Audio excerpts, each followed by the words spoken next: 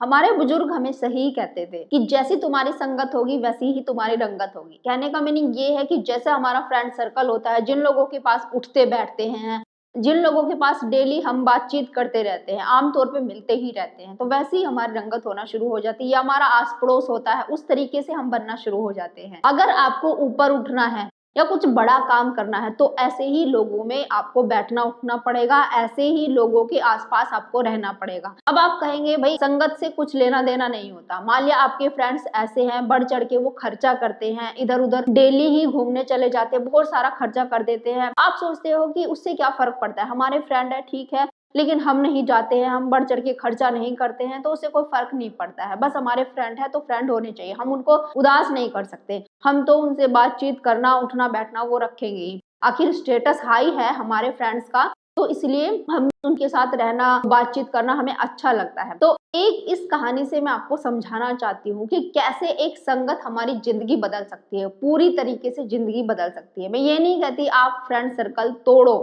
लेकिन मैं ये कहती हूँ अगर जिस तरीके से आप बनना चाहते हो, आप चाहते हो कि यहाँ पे खराबी हो रही है हमारे घर में, ये चीज ठीक होनी चाहिए, तो आपको अपना एनवायरनमेंट या आस पड़ोस उसी तरीके का बनाना पड़ेगा। तो चलिए कहानी शुरू करते हैं, आप शायद समझ ही जाएंगे इस बात से।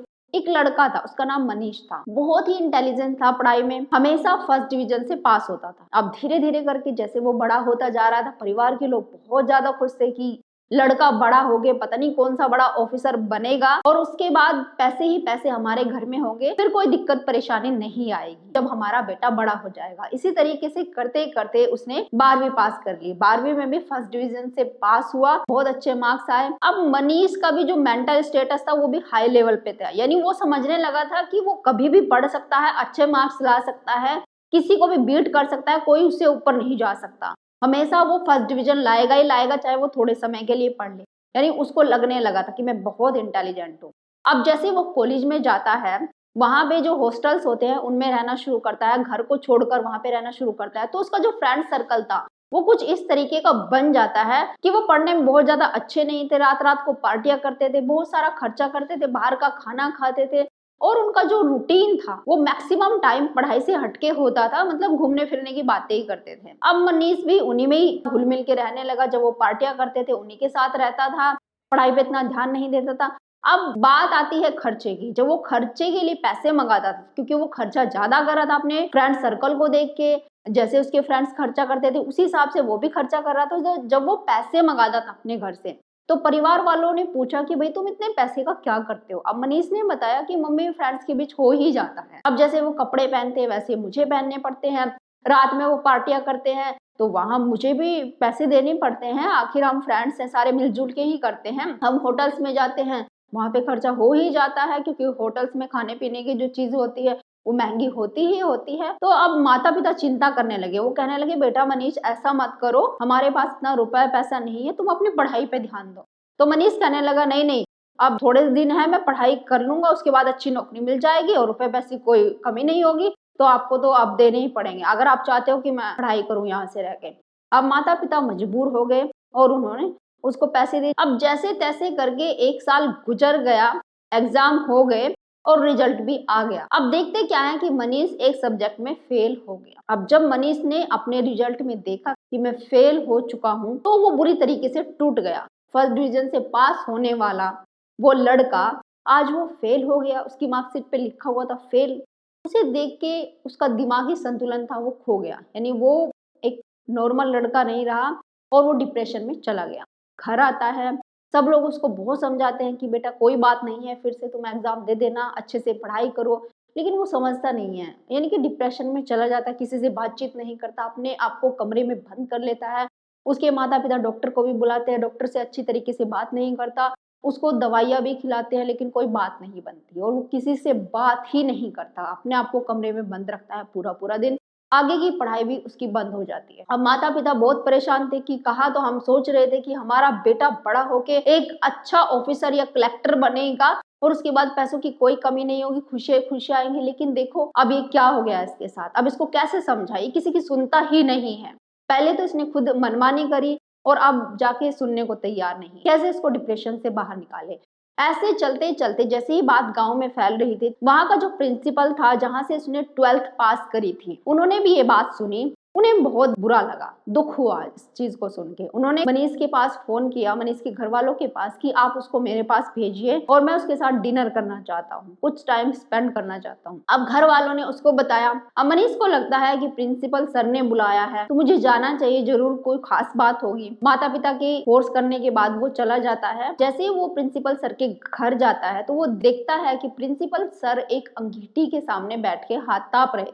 सर्दी का मौसम था। वो जाके उनके पास बैठ जाता था। प्रिंसिपल सर के सिवाय वहां और कोई नहीं था, तो वो उनके पास बैठ जाता है और 10 मिनट तक लगातार दोनों बैठे रहते हैं, एक दूसरे से बातचीत नहीं करता। मनीष भी ऐसे शांत बैठा रहता है और कुछ सोचते रहते हैं। अचानक से प्रिंसिपल सर ने क्या किया कि अंगीठी से जलती हुई लकड़ी को बाहर निकाला और वो रेत में फेंक देते हैं। रेत में फेंकने के बाद फिर से वो दूसरी लकड़ी निकालने लगते हैं और फिर से फेंकने की कोशिश करते हैं। अब मनीष ने उन्हें रोक दिया कि सर आप ये क्या कर रहे हो, अच्छी आग जल रही है, सर्दी का मतलब इतना ज्यादा माहौल है, उसमें गर्मी का एहसास दिला रही है और आप इस आग को ही बुझा रहे हो, यानी लकड़ियों को लगातार फेंकते जा रहे हो, आप ये क्यों कर रहे हो। तो प्रिंसिपल सर ने कहा कि देखो आग बुझ रही है, तुम्हें ये लग रहा है कि लकड़ियां मैंने बाहर फेंक दी, रेत में फेंक दी, वो बुझ गई, लेकिन हम फिर से इसको जला सकते हैं।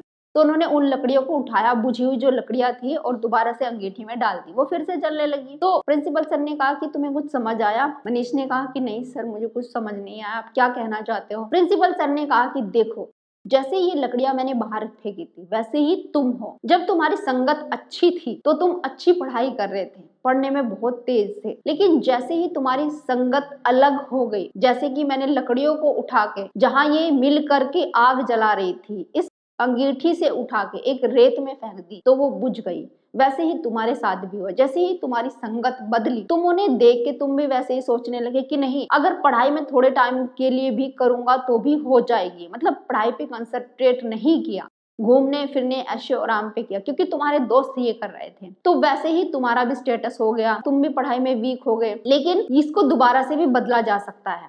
तुम अपने फ्रेंड जो भी तुम्हारे थे उनको बदलो, तुम्हें बदलना ही पड़ेगा अगर तुम्हें जिंदगी में आगे बढ़ना है। अच्छे फ्रेंड्स के बीच रहो, अपनी पढ़ाई पे ध्यान दो, स्थिति फिर से ठीक हो सकती है।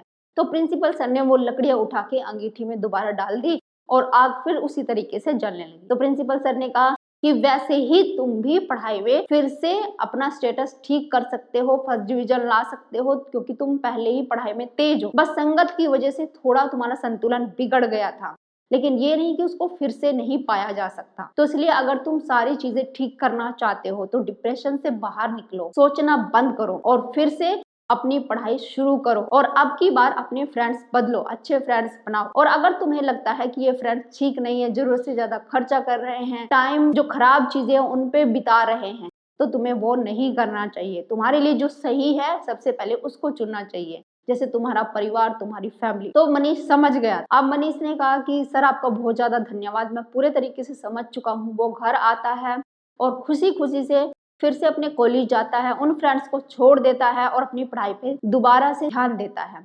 अब की बार वो फर्स्ट डिवीजन से पास होता है और उसके बाद ऐसे ही पढ़ते पढ़ते एक अच्छी जॉब पाता है और इस तरीके से वो अपने परिवार की खुशियां जो कहीं खो गई थी उसको वापस से लेकर आ जाता है। तो आप समझ ही गए होंगे इस कहानी से कि संगत का असर कितना ज्यादा पड़ता है। ये एक सच्ची कहानी है और ऐसा नहीं कि सब जो बच्चे हैं उन्हीं को हमें समझाना चाहिए कि स्कूल में अच्छे दोस्त बनाओ या कॉलेज में जा रहे हो तो वहां पे अच्छे दोस्त बनाओ। जैसे हम लेडीज होते हैं तो हमारे फ्रेंड्स होती हैं, कुछ लेडीज ऐसी होती है हमेशा चुगलियां ही करती रहती है, तो उनसे बचना चाहिए।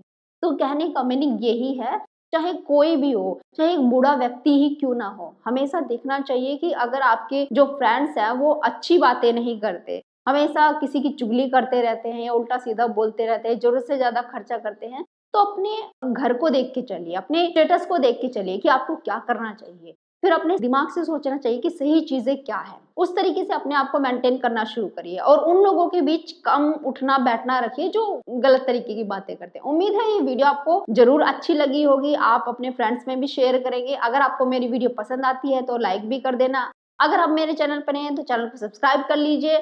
तो ओके फ्रेंड्स, फिर मिलती हूँ, तब तक के लिए बाय एंड टेक केयर।